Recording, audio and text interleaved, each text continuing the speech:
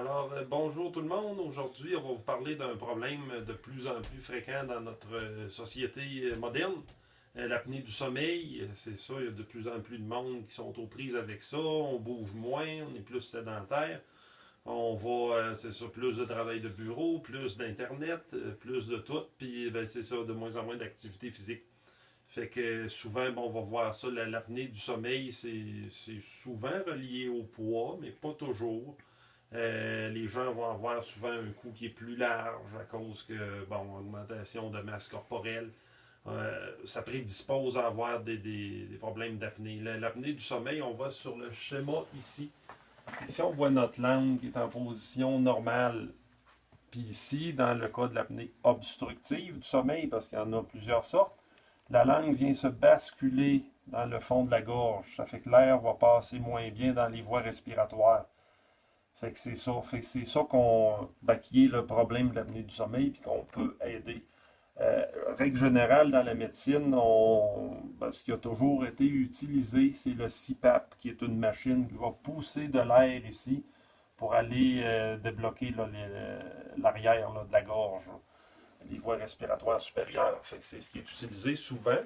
Les dentistes, eux autres, ce qu'on voit ici, vont utiliser une prothèse d'avancement mandibulaire pour avancer le menton, pour dégager l'arrière de la gorge. Fait que c'est ça, c'est utilisé aussi dans les cas légers et modérés d'apnée.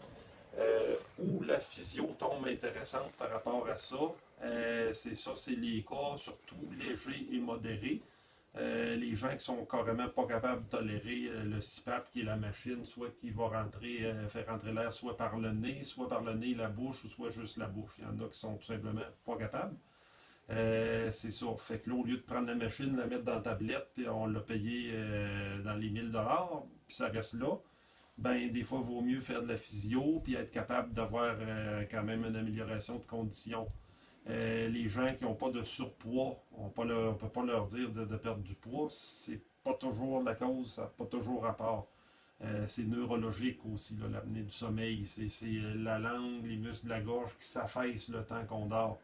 Fait que ça, à un moment donné, ben c'est ça la physio, ce qu'on va jouer. On va faire du renforcement, les muscles de la gorge, les muscles de la langue.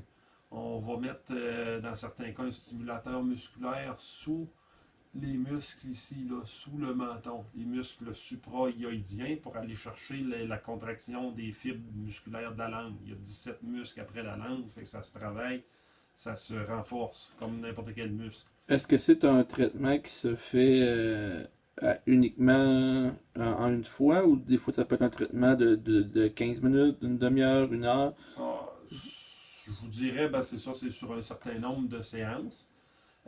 C'est ça, il y en a que c'est juste pour des ronflements, pas d'apnée, ben c'est moins long. Là. Ça, on parle de peut-être d'un 5 séances, là, mais ça c'est Ok. toujours Relatif. relatif, évidemment. Donc avec un bon diagnostic à la première rencontre, par la suite, ben là, ça va être plus facile de déterminer quel traitement utiliser. C'est ça, puis c'est toujours en collaboration avec le médecin, le pneumologue. Il faut idéalement, puis c'est ça, savoir là, par une polysomnographie qui a été passée avant par le médecin, soit en laboratoire ou soit à la maison.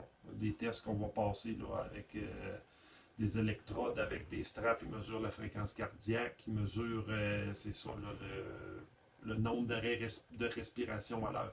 Fait qu'avec un bon diagnostic, on peut mieux s'enligner.